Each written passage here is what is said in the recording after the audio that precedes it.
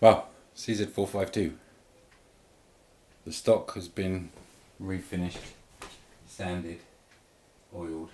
I'm just waiting a couple of weeks to get for the oil to dry properly, nice and hard. Then I'll run over it with the satin finish, which basically just seems to be an abrasive polish of some description or another.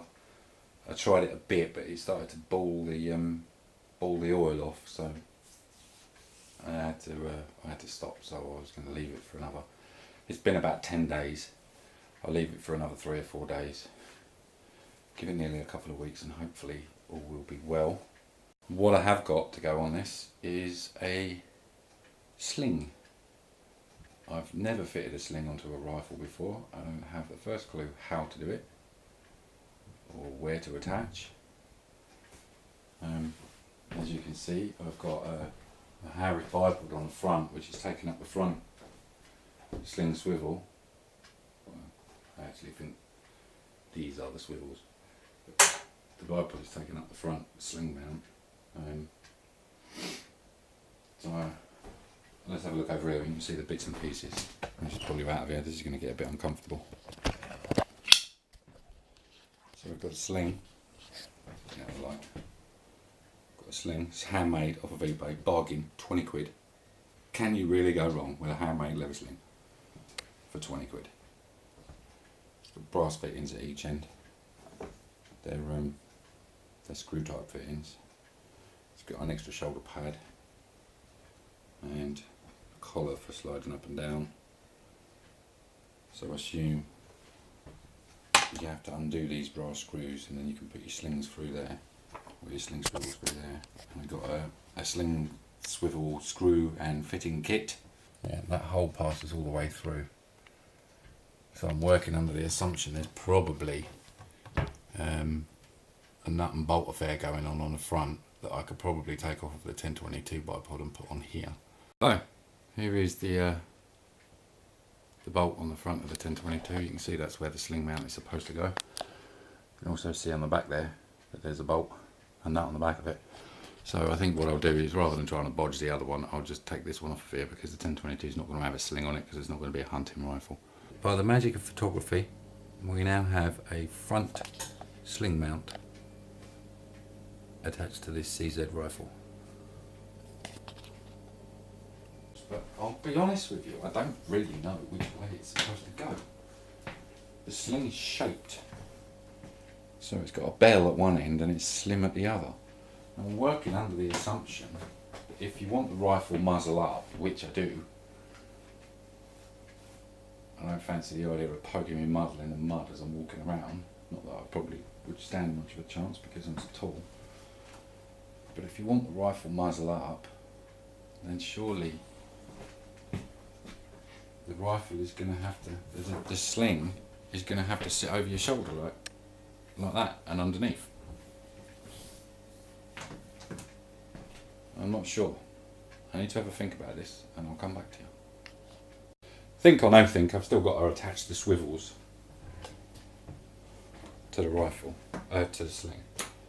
So we'll use this piece of paper as a reference. I'll get that in the middle of the screen, then anywhere I work should be fine. So I'm guessing what I've got to do here is undo this screw, push this on, and slot that in. It's a brass screw, it's a old cheat, and use a butter knife.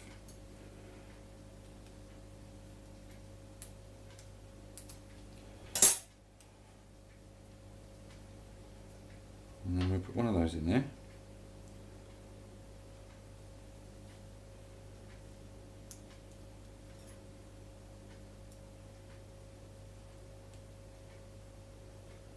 If anyone knows what these kinds of screws are called, stick it in the comments for me please, because I don't have a clue what they're called. And finding out what a particular individual screw is called is actually surprisingly difficult. So that's one end. I'll do the same at the other end. Obviously this is the non-adjustable end with the sling.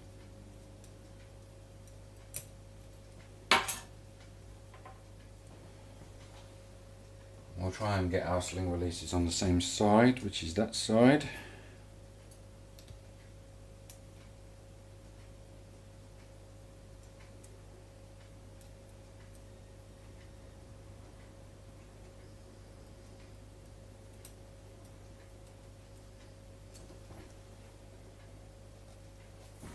It doesn't seem to be starting.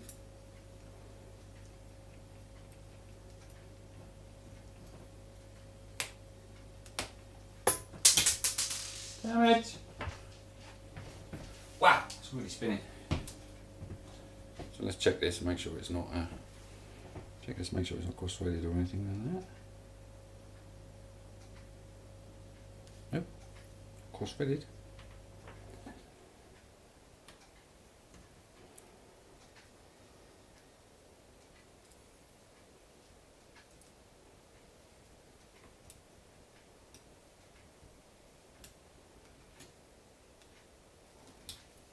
Damn. That's why you shouldn't use a butter knife to do a screw up. And it's taken rather a large chunk out of the screw. Rifle over my right shoulder. Muzzle pointing up behind my head.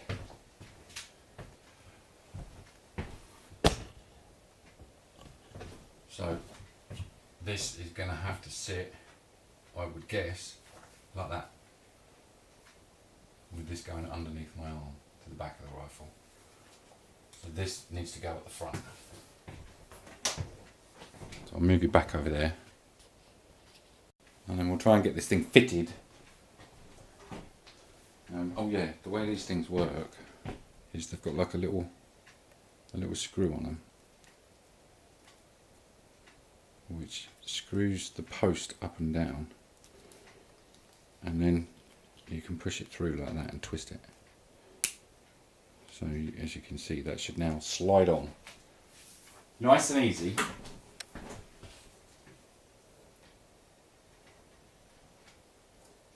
And then you push that back in, twist it back the other way, let it go, and then screw the little plastic screw in.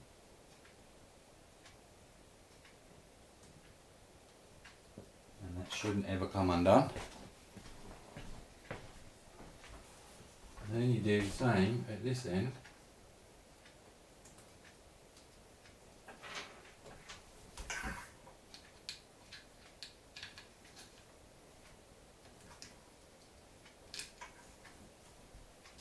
Screw the little plastic screw in.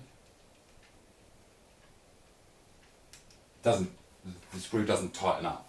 It just sort of goes in a little bit, and we'll pull the curtain across and we'll see how well that fits my shoulder. Gang, I have to have the curtains pulled because I live in a town. Well, I don't have to have the curtains pulled. I have the curtains pulled because I live in a town and there's people walking past my front window constantly, and I really don't fancy the police turning up because someone's running around saying, "Oh my God, there's someone with a gun!" That's what town folk are like in my country. And this should, if I've got this right, be relatively stable. I should just be able to slip over my shoulder like that. Initially the bipod is incredibly uncomfortable. I'm going to move the bipod legs all the way out and fold them down. See if I can work out what it is that's stabbing me. Because you can't really walk around with that. It doesn't actually look like there's anything sharp and nasty on there. It doesn't look like it should be that painful, even through only, the single layer of a cotton t-shirt. Yeah, it's the feet. It's the feet on the bipod. But that's not too bad. I think with a single layer of wool, a single layer of cotton and a Gore-Tex jacket, hopefully it won't poke a hole in the jacket. But the rifle will actually stay on the shoulder. Of course, getting it off of the shoulder isn't quite so easy. I could also probably wear it across.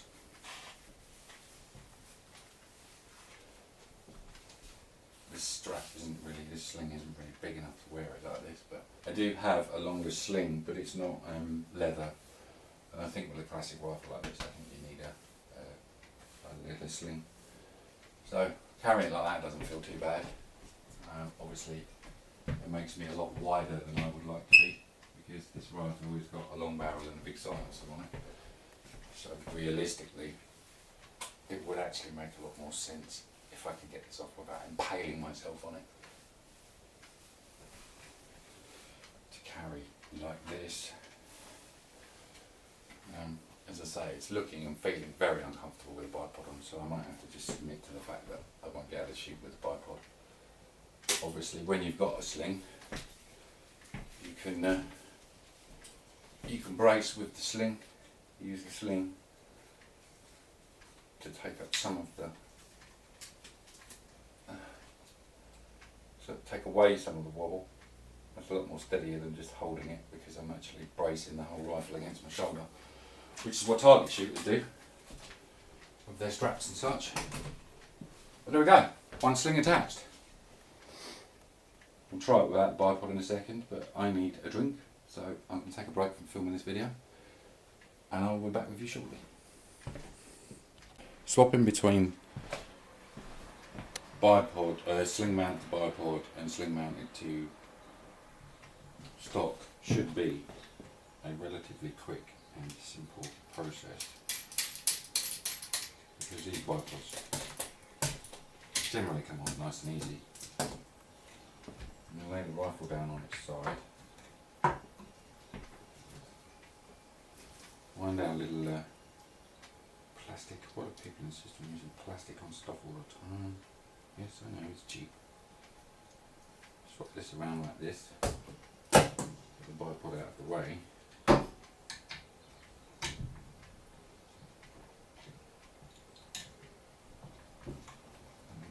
a little tiny piece of plastic all the way back in. And we can swing the camera around. As you can see, that took literally a few seconds. Swing the camera around so it's facing down the room. I've had to open the curtains on the window in here because it's just boiling hot in here. So I'll have to go and stand right down in the corner so no one can see me.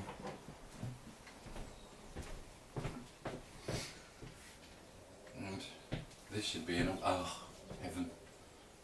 Absolute heaven. The camera's pointing off at a funny angle.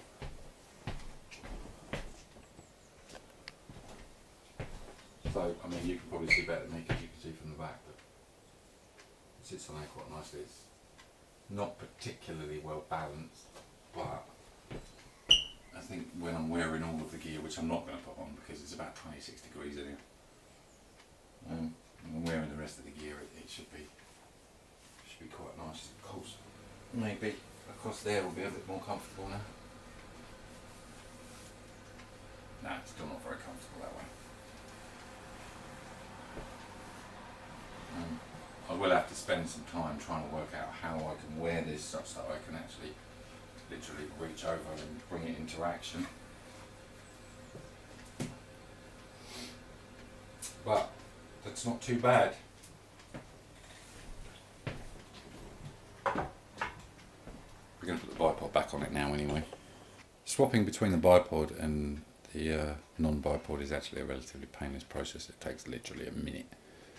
So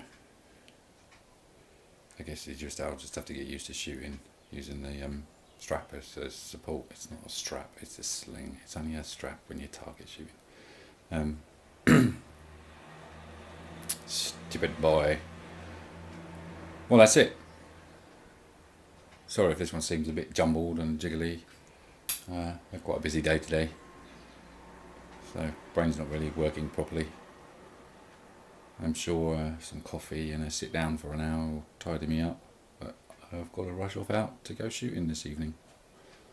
Thanks for taking the time to watch, guys. Thanks for taking the time to watch, and I'll see you on the next one.